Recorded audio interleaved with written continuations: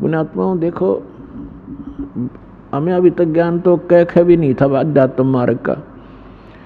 वैसे अपनी परंपरागत साधनाएं पुण्यात्मा किया ही करते हैं, वो डट नहीं सकते, रुक नहीं सकते, उनकी आत्मा में इतनी तड़फ होती है। अब परमात्मा हमें थोड़ा बहुत कष्ट अवश्य रखेगा। यदि आपको सर्व सुख यहाँ प्राप्त होगे तो आप वही हो जो सर्व सुख को सतलोक में ठोकर मार के आगे। और फिर कुछ दिन में यह भी भूल पड़ जाएगी, सारे ठाठ हैं, कोई दिक्कत नहीं आई, और वो जो लगन लगाना चाहते हैं सतलोक में की कसक बनाना चाहते हैं, वह भूल पड़ जाएगी।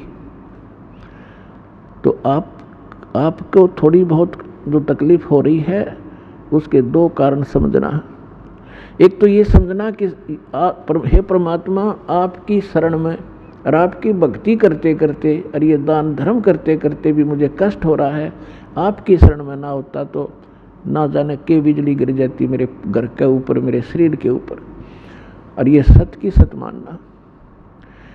कुछ भक्त क्या होते हैं जो 1-2 वर्ष साधना कर लेते हैं, 5-6 महीने नाम ले लिया, 5-4 महीने फिर छोड़ छाड़ गए। गलती तो उनकी अपनी होती है, क्योंकि मर्यादाहीन हो जाने से परमात्मा की पावर जाना बंद हो जाती है।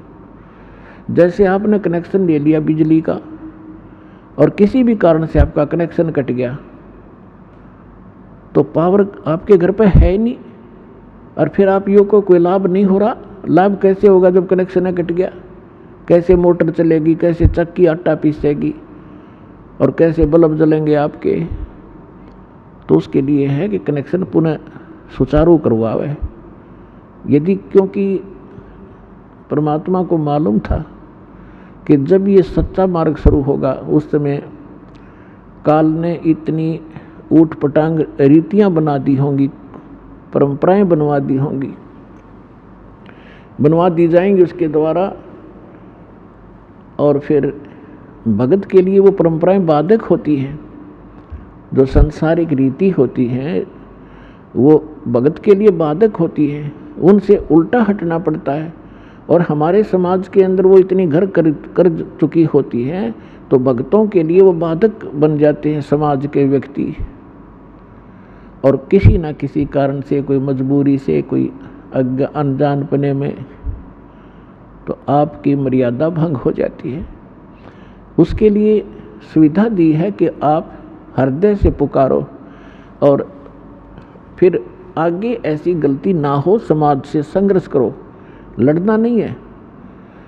अब वो आपकी बात नहीं मानते हैं तो आप भी उनकी मत मानो भक्ति मार्ग में, और बाकी जो कोई सलाह अच्छी देता है संसारिक कार्यों की, उसको स्वीकार करो। तो उस कारण से आप किसी ना किसी कारण से मर्यादा भंग हो जाती है तो आपको हानि होना प्रारंभ हो जाएगी। और आम व्यक्ति ये सोचेगा इसने नाम भी ले रखा है, इसका फिर भी दुख हो गया। वो दुख उसके कारण भी हो सकता है कि नाम खंडित हो गया, परमात्मा का प्रोटेक्शन आपके सिर से हट गया, तो काल तो फिर लठ लिए खड़ा है, कभी ठोक देगा। तो हमने सबसे बड़ा इस मार्ग पर सफल होने के लिए परमात्मा की मर्यादा का पालन करना है। कबीर साहब कहते हैं, जब लग हंसा हमरी आना, काल लगे ना तुमरा बाना।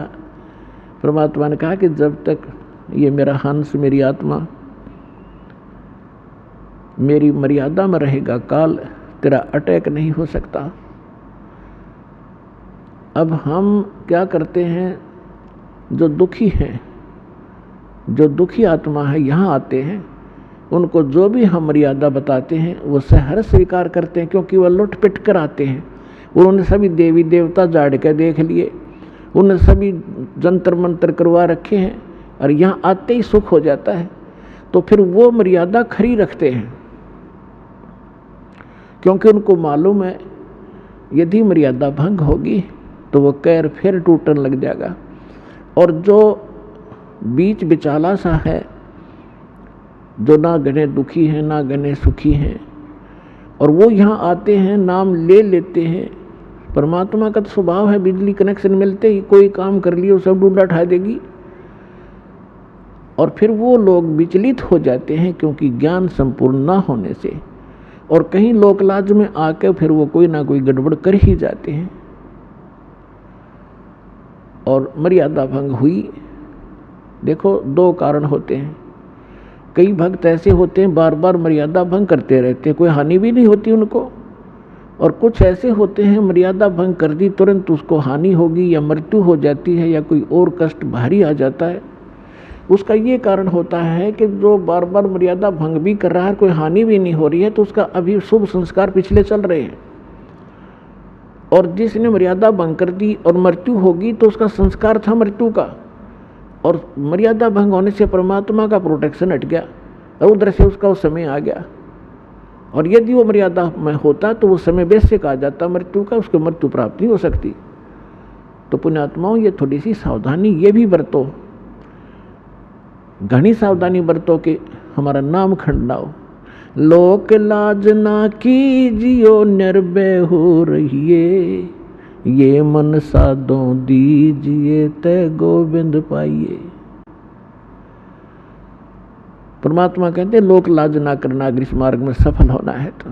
हाँ, लोक लाज वो करो जो चोरी नहीं करे, उसमें लोक लाज माने, जारी नहीं करे, रिश्वत नहीं लेनी चाहिए और झूठ नहीं बोला, किसी को ठगा नहीं, ये है लोक लाज करण की।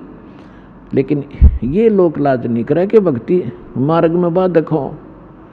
तो कबीर साहब कहते हैं कुलकर्णी के कारण ये हंसा गया बिगो, और तब ये कुल के कर लेगा जब तू चार पाया का हो। आज तो अपने कुल के लोगों की शर्म मान के मर्यादा भंग करके उनकी क्रियाओं को कर लेते हो, और फिर तुम चार पाँव के पशु गधे कुत्ते सूअर बनकर गली में घूमोगे, तब वो तुम्हारा कुल तुम्हें क्या बचाव कर सकेगा। तो यहाँ कहते हैं लोक लाज ना कीजिए निर्भय हो रहिए, और यो मन साधो दीजिए ते गोविंद पाइए। इस प्रकार हमने किसी भी कारण से आपकी कोई ऐसी घटना घट भी जाती है आपके घर पे, तो उसके दो कारण हो सकते हैं। एक तो ये है कि आपकी भैंस मर गई और मरना था लड़का, एक भैंस तो और 20 दे देगा भगवान, तो आपको वो बचाव किया आपका। फिर दूसरा ये होता है कि जैसे कई भक्त होते हैं दुखी होकर आते हैं, कुछ एक को तो आप देख रहे हो, जैसा बहुत अनुभव सुनते हो भक्तों की अपनी आत्मकथा, कई तो ऐसे होते हैं आते ही नाम लेते हैं और तुरंत ठीक हो जाते हैं अधिकतर, और कुछ एक ऐसे होते हैं नाम ले भी लेते हैं, 2 4 10 बार चक्कर भी लगा लिए, राहत नहीं, जो वो सोचकर आते हैं कि हमें ये होना चाहिए और वो नहीं हो रहा, तो वो ये सोच बैठते हैं कि मुझे तो कोई लाभ नहीं हो रहा। तो उसके कारण आपको बता दिया, बहुत से ऐसे हैं कि जैसे या तो मर्यादा भंग आपकी। कबीर साहब कहते हैं, अपनी महिमा पर बताते हैं, सतगुर के दरबार में कमी काहे की ना, हन समोज ना पावता तेरी चूक चाकरी माँ। इस कबीर भगवान के दरबार में इम्पॉसिबल वर्ड नहीं है इसकी डिक्शनरी के अंदर, लेकिन हमें लाभ नहीं मिल रहा, तो उस कहते तेरी चूक चाकरी में, तेरी कोई पूजा सेवा और श्रद्धा में त्रुटि है, उसको सुचारू कर, फिर डूंडा ठा देगा। भगवान ही समर्थ है, ये क्या नहीं कर सकता।